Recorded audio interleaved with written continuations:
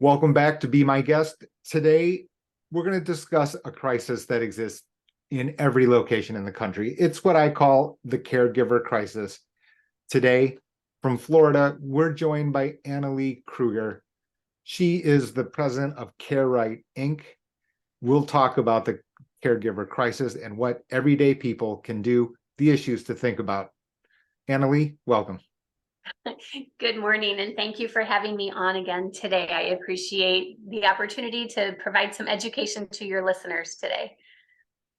You're based out of Florida, the Gulf Coast, is that right? And how long have you been there?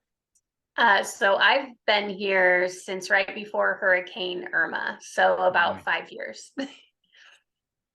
Tell us how about CareRight, how you got started. What was the inspiration for you to start CareRight Inc?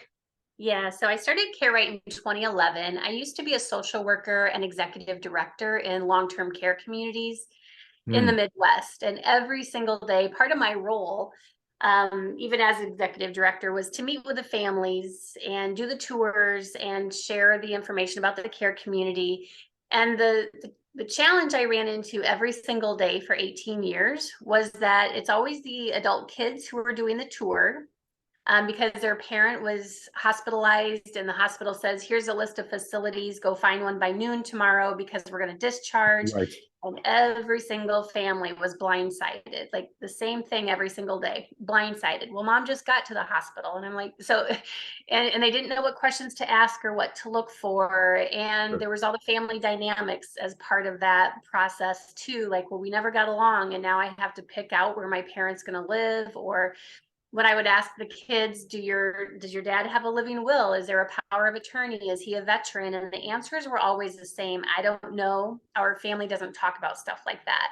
So in 2011, I decided to leave corporate America because clearly there's a problem out here in the real world with families who just they're not talking about the what whens of aging. And so in 2011, I started CareRight Incorporated. I'm virtual. I'm the only virtual, still to this day, I believe, still the only virtual family and caregiver consultancy company in the country.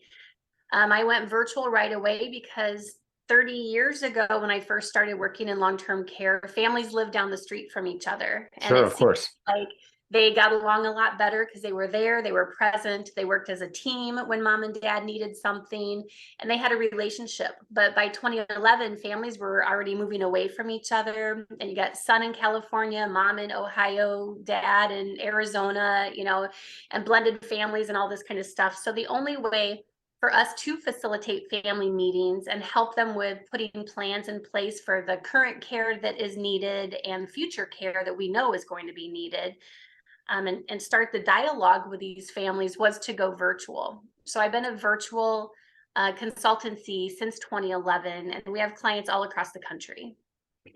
Is it your thought that generally there's a quarterback or a point guard, if I use a bad sports analogy?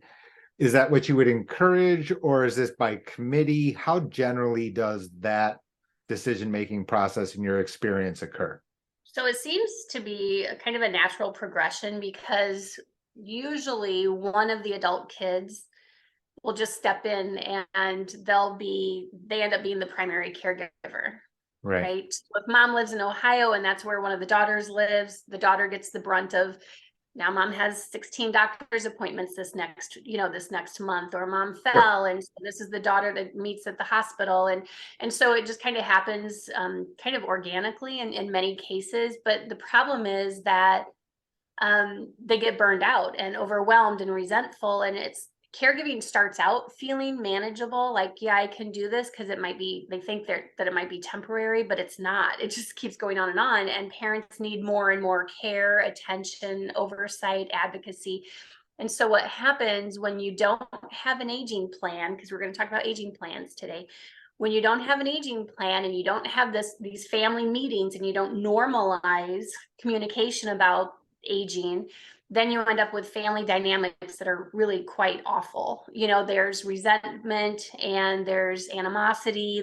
I'm doing all of this and no one's helping me. I mean, those are often the cases that I'm working with, is just true, total actual caregiver burnout. And so when families come to us and they're on their consult call, they're like, oh my gosh, I guess I didn't realize, things were so bad. I thought, you were just complaining or whatever. And so family Right. dynamics always come to a head when families are coming to us and working with us, because, it's an emotional time, and there's a lot of sometimes decades of family stuff that, family dynamics that we have to sort through while we're putting a plan in place for mom and dad, and kind of outlining who does what, like who steps in and who does this, who takes care of bill pay, who takes care of toileting and doctor's appointments and all this kind of stuff, so we can get a lay of the land. And you can just see like that primary caregiver that's been the one holding the reins of everything. They start to just like, okay, now I can actually have a full night's sleep, or I can take a full breath, or I can get my marriage back on track, or my career back on track, because those are the things that suffer when you don't have an aging plan and you're thrust into that role of family caregiving. I totally agree with that. I mean, in my experience in financial planning, it's not only the financial upheaval. The caregiver, for example, has to maybe take a hiatus from their career, put everything Yeah. on hold. And Yeah. there have been some information articles about that in the national press, about this extra financial burden on the extended family.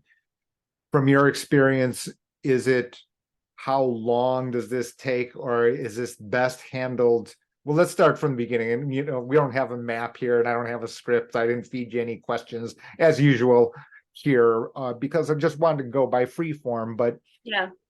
from your perspective, is that, if you had the perfect situation, and there's no perfect situation, I realize that, or is it best that multiple people kind of in planned phases in this instance? Because it's awfully difficult. You're 50, you're 45, and you have to take off unknown periods of time from your work, Yeah. your childcare, etc., other responsibilities of life.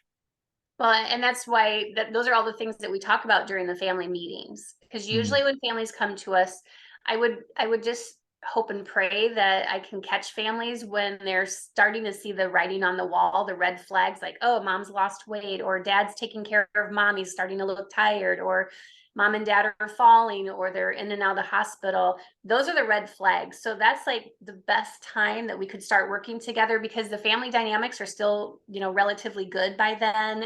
It's just as they wait and thinking that things are going to get better, or they're in denial and they just are clueless, and they're like, oh wow, now they're all of a sudden 20 pounds less, and they're 6 hospitalizations in the last year. Those, the marks are always there, the red flags are always there, you just have to pay attention to them.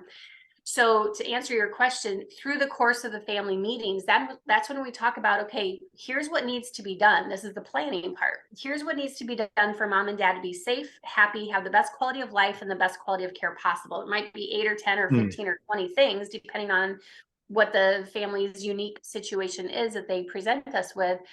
And then it's like, okay, so here's what needs to be done. Who wants to do it? Or do we need to outsource it to like a home care company or a care manager? Or who's going to fulfill the role that needs to be done for your parents to be safe and happy? So If we back up just a step here, then, from what you just commented, when, from your perspective, is the first time that someone reaches out to Anna Lee?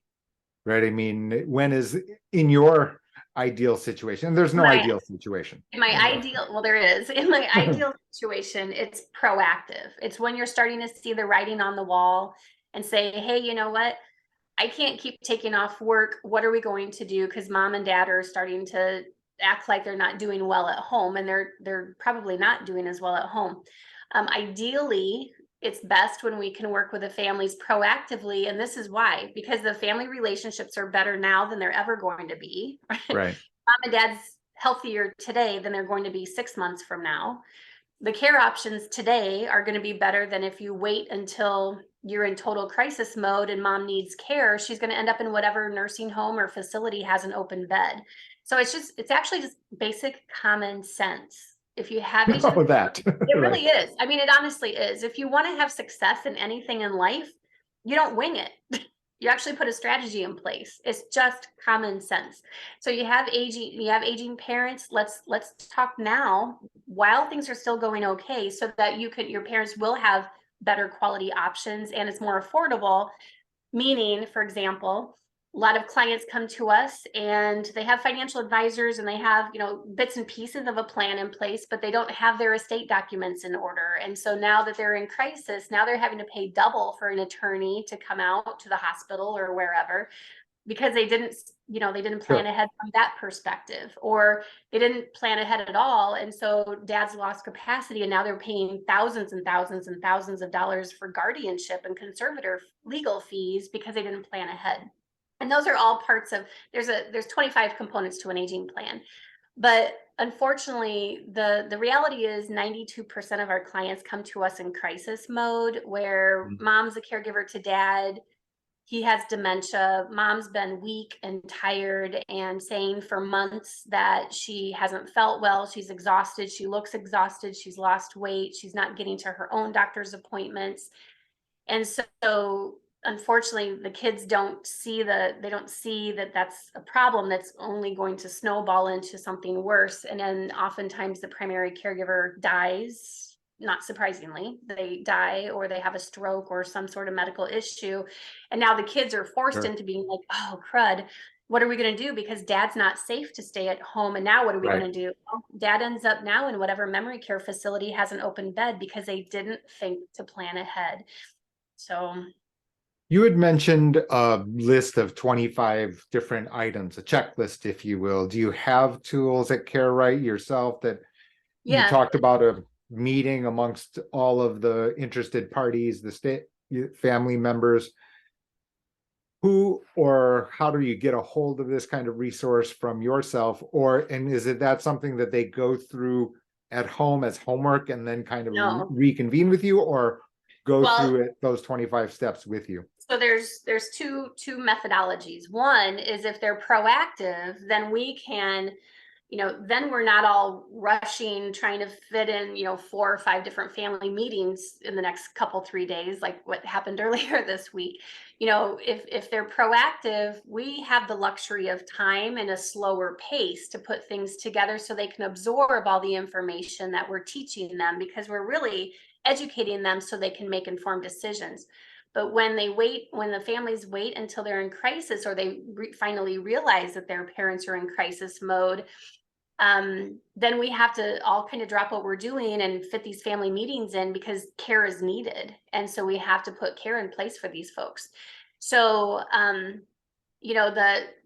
to work with us, that's how to get an aging plan. They become a client, right? But we also teach them how to be a bold advocate. The care in these communities the quality of care in the communities has really plummeted since the pandemic for a number of reasons. But so we teach families how to be a bold advocate if they choose to be their parents' advocate. We teach them how to tour care communities with confidence. That alone is an 8-page checklist in case the family wants to do this on their own. They can, we'll provide the tools and then they go do the tours using the checklist. But the reality is most of our clients, it's intimidating having to make these types of Gotta decisions. be. Not just one decision. It's, there's 20 Sure. different decisions that families have to make. And that's intimidating, considering they're coming into this kind of cold because they've Right. never had family meetings about any of this stuff. So that's why it can be time consuming for all of us, because I have to educate them. I have to get them emotionally back on track as much as I can. And we've got to also get their family relationships enough on track that they can work as a team to help mom and dad with care decisions. So it's not only like a counselor to what the actual practical steps on taking care of a parent who cannot take care of themselves, but really kind of sounded like mending bridges or mending fences, but amongst the members of the support group. Sounds like. Yeah, it's a lot of things in one. It's family. We're not counselors and therapists, but but I am a family mediator as well. Right. So most of the clients, by the time they come to us, they need mediation, and that takes time, and have to kind of referee and help the family stay on track and be like, I'm sorry, things happened 30 years ago, but let's focus on right now. Right. because because your parent needs you to make some decisions now. You can't So put yourself in the time capsule, right? that's Absolutely, to right. resolve what had happened 30 years ago, right? For And sure. the reality is most families, they don't know what they don't know, and it's intimidating, it's scary. And unfortunately, when families started moving away from each other, if they didn't invest the time, effort, energy, and resources in maintaining relationships with each other, then when they get that crisis call that dad's in the hospital or mom had a major stroke, the kids have to get reacquainted as siblings and figure out what to do with mom and dad. And so unfortunately, most families come to us pretty misinformed and uneducated. They'll use Medicare and Medicaid in the same sentence as if it's the same Sure. type of program. They think Medicare, I know about that. you know about that. They'll think that Medicare pays for all this long-term care. They think Medicare should pay for my services, and they don't. We're fee Right. for service because we're client focused. Sure. And we don't sell product or anything like that. We're a consultancy. Families will say, assisted living and nursing home in the same sentence as if it's the same type of care. So we take them through kind of if you will, a curriculum of here's what independent living is, here's what assisted living is, here's what memory care. If you have two aging parents and they need two different kinds of care, you have to plan for that and be on the waiting list of different care communities, because otherwise you're going to end up with mom in facility A and dad in facility B, and that is not what parents want. They want to be together. So the only way to marry mom and dad's goals of aging in place at home and what that really looks like and how much that can really cost, and Right. not being a burden on their kids, Mm. that's mom and dad's goal. The kids' goals are always the same. I want mom and dad to be happy, safe, have the best quality of life and the best quality of care possible. So the only way to marry those goals is through putting a plan together. Once you go through the steps and now you've pulled together, you've mediated across the support group, if you will, and because it could be a niece and nephew, it's not necessarily siblings, That's right. right? That's Whoever right. responsible adult group is, if you will. Now you've got some gone through these 25 steps and gone and educated them on these different nuances of memory care versus, full-blown skilled nursing facility care, etc. Who actually executes the steps? Do you leave it to the support persons, or do you go with them, or how does that actually So work? so on that last family meeting, when we're kind of buttoning everything up and we've done our discovery and we've educated the family on what to expect with aging or dementia or caregiver burnout or end of life, because they're coming to us all with unique variations of the same thing, but each family is obviously unique, right? Sure. So on that last family meeting, we're saying, okay, here's what needs to be done. Here's the referrals I'm going to make, because that's what we are. We're kind of the hub. And then clients have access to our trusted network of professionals, like you're in our trusted network of professionals for Medicare specialist types of needs. And so we say, here's what needs to be done. Who wants to implement it, or who wants to be responsible for these things? Or do we want to outsource it to someone else? Like, does the daughter want to become a Medicare specialist expert and spend her time and energy learning what you do? No, of course not. They don't have time. I So wouldn't that's suggest why, that. I would not suggest it either. That's why I don't do Medicare I'm stuff. with That's you. why I have you. I'm with Because you. I'm like, I don't want to learn it either. I just do well with what I do. I stay in my lane and refer stuff out so that families are buttoned up. And so the family can decide if they want to have us implement the plan or if they plan on doing it themselves. Now, the families that have said, "Oh, I think we've got it from here," I'll check in, or one of my teammates. I have 18 employees, so one of us will check in with a family and be in a month or so and be like, "Okay, so how are you coming with this whole aging planning? And have you done the tours yet of the different care facilities?" And they're like, "No, because I've taken Yeah. work off, I took so much work off with all mom and dad's crises. I don't have time to take off work to go do the tours, or we don't have time to go contact the attorney." And so then that's when, then they go on to what we call a care package. And then it's a monthly retainer where we schedule the tours, we join them virtually as a coach to say, make sure that the admissions person doesn't overpromise Right. of that care community can actually offer. Deliver, right? We do a care matrix, so we by the time the families start doing the tours, we've already educated them on levels of care, what to expect with, here's how sick mom and dad can be in assisted living, and here's what memory care looks like, and here's what nursing home. And we've done what's called a care matrix. So we've already done all the research in the family's geographic location that they wanted us to research on what care options are available. So if mom lives in Arizona, but daughter lives in Cincinnati, Ohio, it's not realistic to expect that the daughter is going to keep dropping what she does to fly at $1,200 a pop every time there's a crisis. Right. So oftentimes parents end up moving near one of their kids. So we get the waiting list. Do they allow cameras? Does the person have to be vaccinated? What's the financial requirement? What levels of care do they offer? So that care matrix saves the family the time, money, and stress of having to do all this research on their own and waste even more vacation days blindly touring facilities because they don't know what they're looking for. So we already say, okay, here's 5 to 8 different care facility options. Do you want us to schedule the tours and accompany you, or how do you want that to go?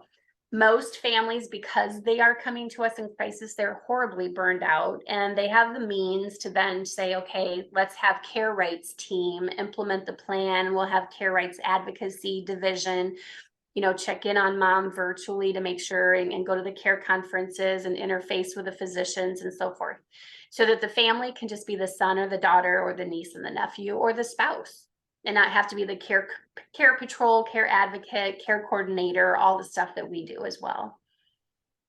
Once you have this list, and then you have your service that check, on the monthly retainer, if you will, is it your experience that the guidance that you're providing is then the catalyst to actually, you've got this long checklist of so many different topics you've mentioned in just 20 minutes that you kind of think, okay, well, did I forget one, et cetera, et cetera. It seems like, if I'm hearing it correctly, your description correctly, that your coordinator's so important because like you said, we've got 3 siblings and tasked with, 2 items each.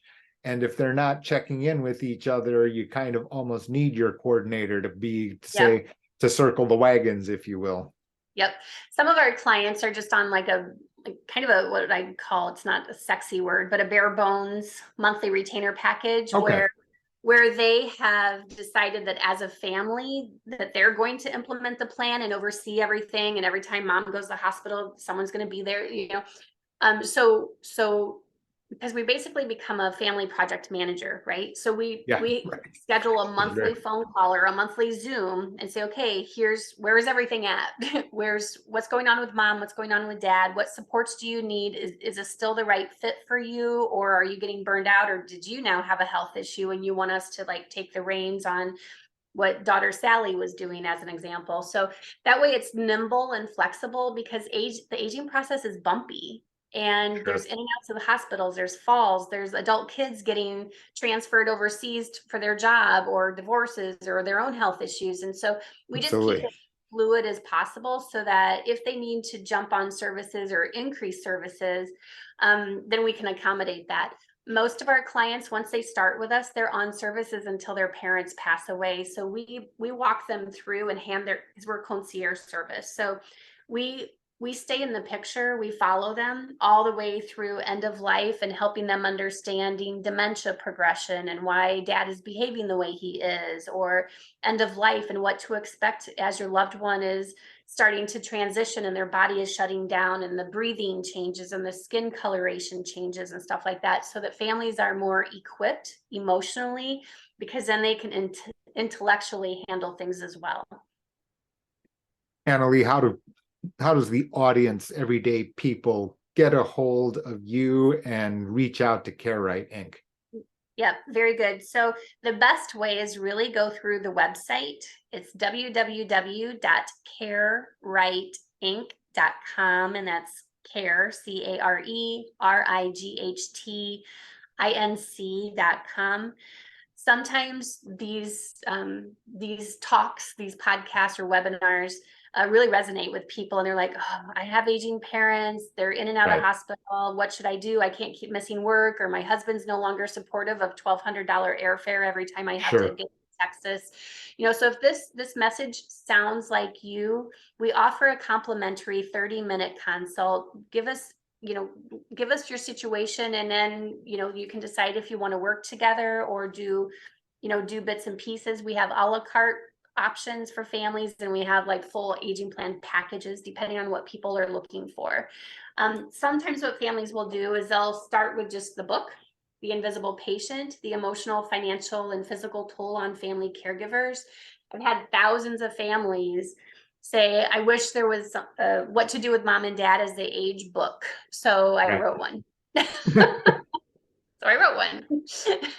I like to say, when we were talking about all of the different topics, and I come from a slightly different combination of topics than you. You're from a social work background. You have experience at skilled nursing facilities. Mine is from the financial contracts, but nevertheless, I think, of course, the obvious commonality is everyone has a mother. Yes. And, dealing with caregiving as our parents, who have taken care of us, raised us, to see them, not their full faculties, that, is taught, is just so brutal. Mm-hmm. Just like you said at the beginning, I've talked about long-term care and the different other financial contracts used to defray costs. And I give it the introduction of literally the elephant in the room, meaning a topic that is so tough to even talk. I'm sure that your elder parent or elder people, I don't want to look in the mirror and talk about it myself.